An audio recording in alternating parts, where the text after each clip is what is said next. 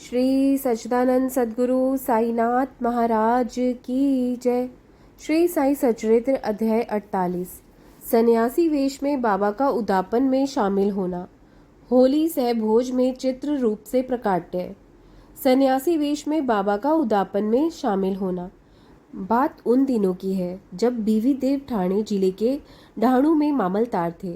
उनकी माता ने व्रत पूरे करके उदापन करवाया। उस अवसर पर 150-200 ब्राह्मणों के भोजन का भी आयोजन किया गया।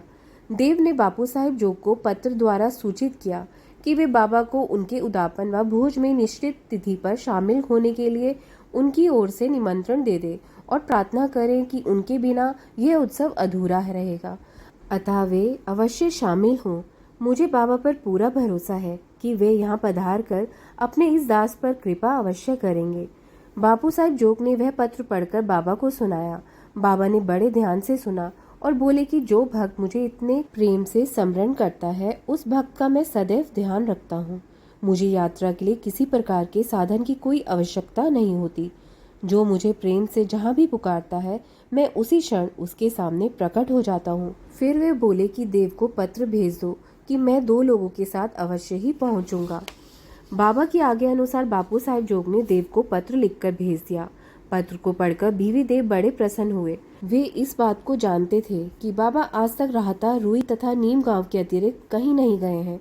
फिर उन्होंने सोचा कि बाबा जैसे सिद्ध पुरुष के लिए कहीं भी पहुंचना क्या मुश्किल काम है। वे तो सर्वव्यापी हैं।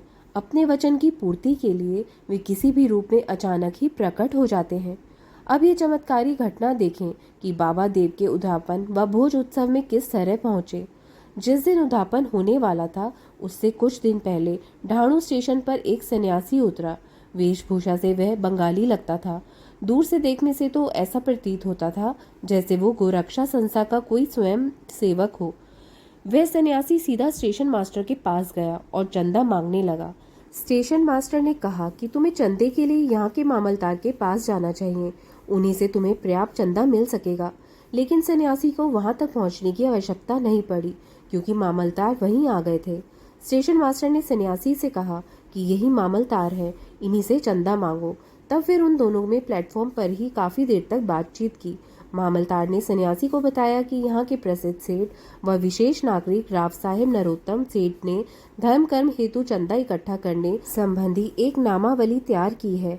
ऐसे में एक अन्य नामावली तैयार करना उचित नहीं लगता, अतः अच्छा यही होगा कि आप 2-4 महीने बाद पुनः पधारे। मामलतार की बात सुनकर वह सन्यासी वहां से चला गया। फिर 1 महीने बाद वह सन्यासी बीवी देव के घर तांगे में पहुंचा। उस सन्यासी को देखकर देव ने सोचा कि सन्यासी चंदा मांगने ही आया है। उस समय देव ने स्वयं को कार्यों में व्यस्त कर लिया। तब सन्यासी ने कहा कि श्रीमान, मैं चंदा मांगने नहीं, भोजन करने आया हूँ।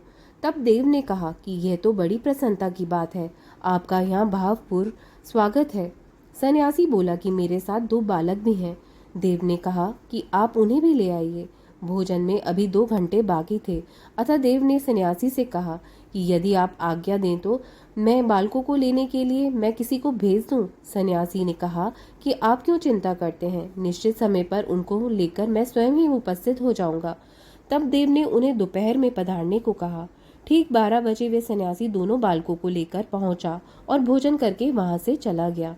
उत्सव की समाप्ति पर बीवी देव ने बापू साहेब जोग को उलाहना देते हुए एक पत्र लिखा जिसमें बाबा का वचन भांगता का लांछन लगाया था।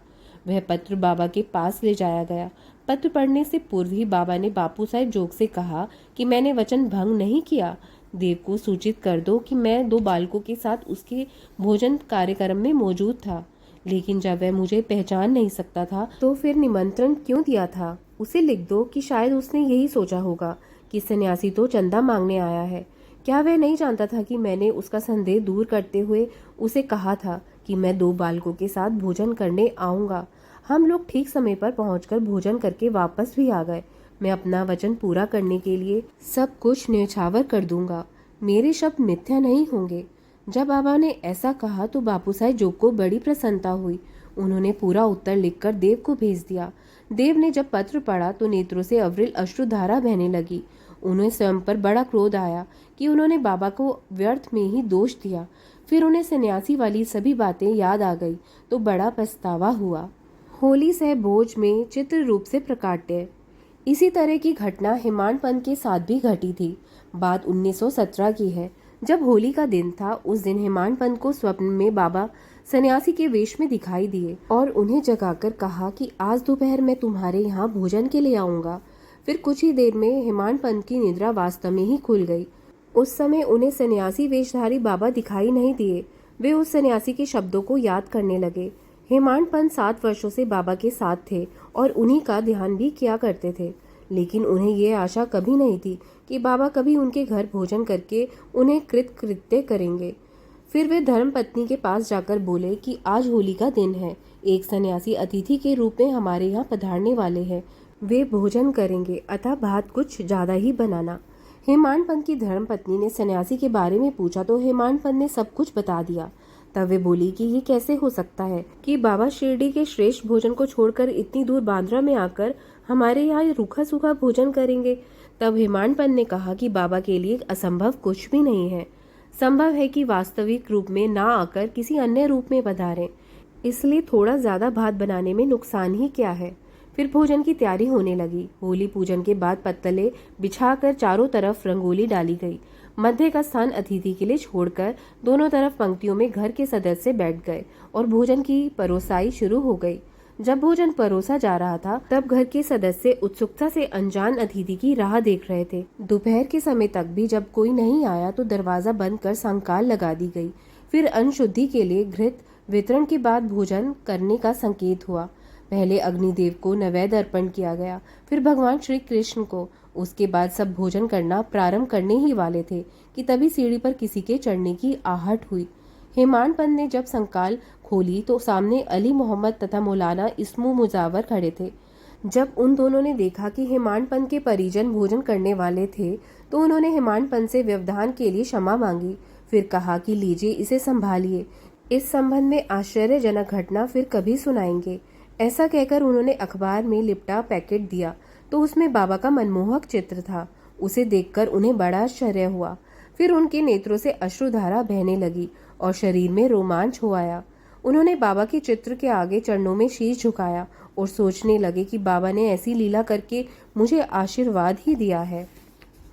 उत्सुकतावश उन्होंने अली मोहम्मद से पूछा कि उन्हें यह चित्र कहाँ से मिला। तब अली मोहम्मद ने बताया कि उन्होंने यह चित्र एक दुकान से खरीदा था। इसके बारे में विशेष जानकारी फिर किसी अवसर पर दूंगा। फिलहाल आप भोजन कीजिए।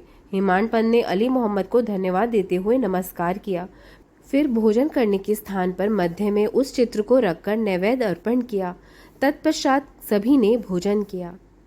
ओम साई नमो नमः। ओम साई राम, ओम साई राम। अब हम आगे अध्याय 49 का अध्ययन करेंगे।